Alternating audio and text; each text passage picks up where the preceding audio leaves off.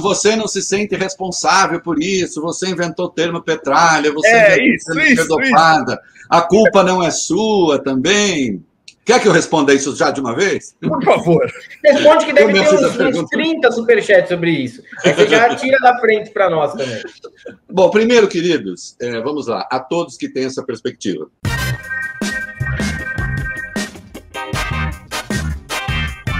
Eu não sou e nem era tão importante, a ponto de ter dado alguma direção para isso. Eu chamei de petralha quem justificava roubo de dinheiro público, está escrito em livro isso, roubo de dinheiro público em nome da construção de um partido. Houve roubo de dinheiro público? Houve. Eu vou cobrar autocrítica do PT? Não sou eu que cobro autocrítica do PT.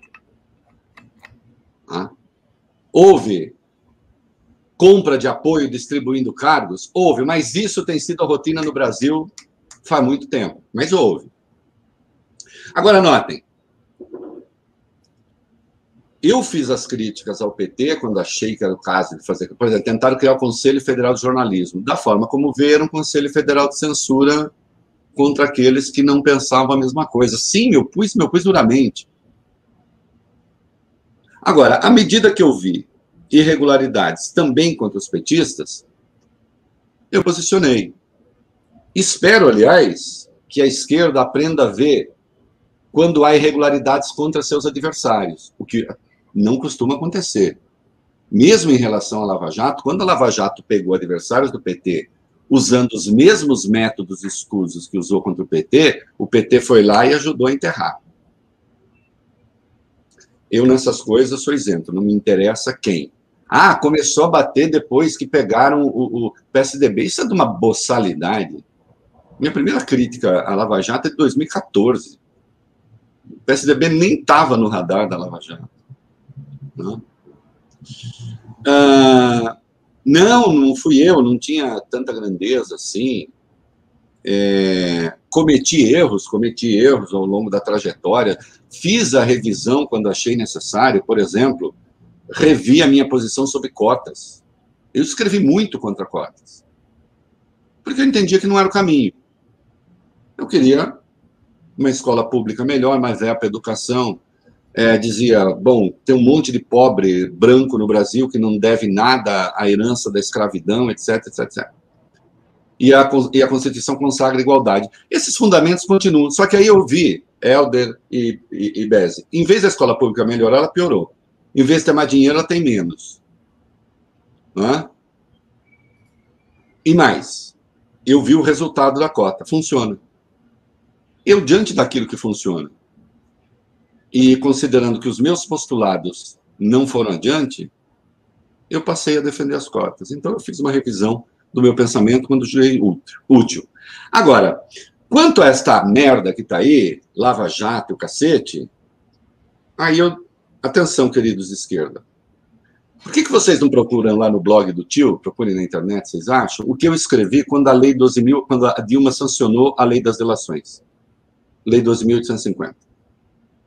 Essa é a Lei das Delações. O nome dela é Lei das Organizações Criminosas, mas, na verdade, é a Lei das Delações.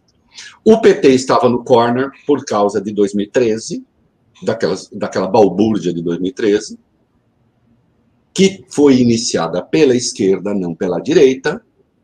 Eu tenho um livro só dando um cacete naquilo.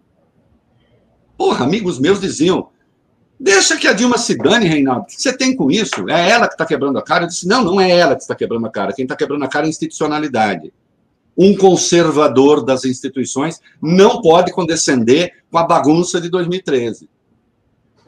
Aquela coisa assim, contra tudo e sem alvo. Socialismo da catraca, que é a coisa mais burra que alguém já conseguiu formular em política.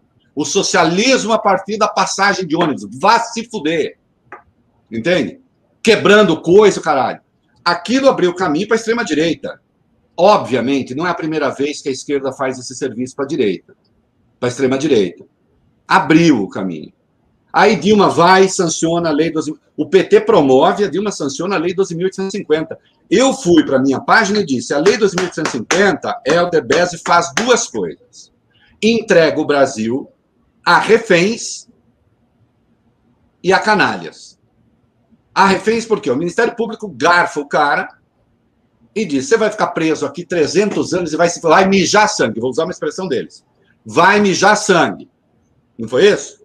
Tem que fazer a OAS mijar sangue? É uma expressão dos procuradores. Então você faz o cara mijar sangue, ou você acusa quem a gente quer, nós podemos até te dar a lista, ou você não vai sair daqui. E com uma procuradoria-geral à época, com o Janot, que não colocava limites nesses caras. Então... E que acabou sendo alvo desses caras depois também, como ele claro, mas Isso foi uma porteira aberta para o autoritarismo velado da Lava Jato. Você pega caras que são inamovíveis, nos quais você não consegue tocar, que só são punidos pela própria turma, e entrega o Brasil na mão deles. Que foi o que aconteceu. E da polícia. Aquilo que eu chamo papal, né? Partido da polícia. Aliás, esquerdistas, pensem no papal. Mas só para concluir o negócio da lei 12.850, eu escrevi, olha, entrega o país para chantagistas, para chantageados e para canalhas. Porque aquele que não for chantageado vai aproveitar a delação para acertar contas com seus alvos. E foi isso que aconteceu. Porra, por que sancionaram essa lei de merda? Esta lei de merda está na base da Lava Jato, não o tio Rei. O tio Rei é um crítico da política. O tio Rei... Bom, eu não costumo gostar muito de poderosos, de poder, acho que, assim, um pouco o papel do jornalismo é esse mesmo, entendeu? Não é ficar aí passando pano naquilo que está errado para ninguém. Para ninguém. Agora, uma coisa é você criticar um governo que está errado, coisas que estão erradas, etc. Outra coisa é você se ver diante da indústria da morte. O Bolsonaro inaugurou o populismo da morte, que é uma coisa espetacular. Ninguém imaginou que isso fosse possível. Reinaldo, não tem também que as pessoas perguntam muito aqui, a Petrobras sempre foi roubada, saqueada, né, há muitos e muitos anos, e aquela propina, as coisas da Petrobras não tinha mais a ver com o PP, é claro que estava tudo dentro do governo Dilma, né, e fazia todo um conluio ali, mas fica essa... Você acha que tem diferenciação nisso? De quem... Olha, Bezi, deixa eu dizer uma coisa. Aí eu tenho divergências. Por exemplo, a esquerda, alguns dizem, né?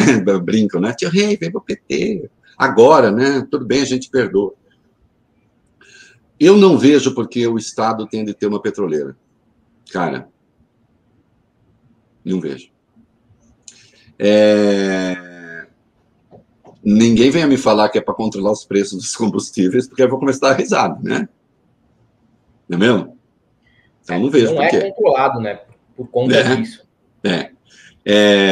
Então, assim, não vejo por que as pessoas se esquecem que a Petrobras, além de tudo, mantém o monopólio, não mantém mais o monopólio da extração, mas o monopólio da produção e da venda na prática existe, né? E sempre, Bezi, sempre, Helder, a Petrobras vai servir interesses políticos. Então, quando menos, se não for privatizar esse troço, tem que colocar uma forma de controle que impeça a utilização da empresa para fazer base política. Desce de outras estatais. O Bolsonaro não faz isso também. Outros governos que virão farão isso também. Eu tenho um problema aí.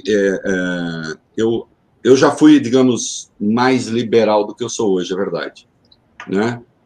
Revi pontos de vista, tal, e acho que também quem nunca se revê é um imbecil. Agora, eu diria assim, eu quero o Estado necessário. Onde o Estado é necessário, eu quero mais Estado. Onde ele é desnecessário, ele tem que sair. Porque só presta de serviço, só serve para abrigar paniguado. Então, voltando à sua pergunta, Bezi, sim, tinha ali... o Duque, que era do PT, fez confissão. Sim, ele fez safadeza. O Paulo Roberto Costa, que inicialmente era, acho, da cota do PMDB, depois passou pelo PP, mas acabou chegando lá pelas mãos do PT, confessou que fez outros. O Pedro Barusca, acho que o Lula nem sabia quem era.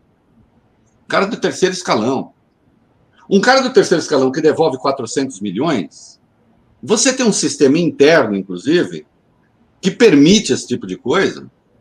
E eu diria, isso poderia nem estar na rotina ali da Petrobras, acordos espúrios, literalmente, feitos fora, né? Agora, o importante aí, no que diz respeito à ação penal, é que não há prova contra o Lula, é mentira. Eu ontem fiz 2 desafios no programa. O Gebran Neto, o juiz lá, que foi relator, o vizinho resolveu reformar alguma coisa aqui em cima, se houver algum barulho.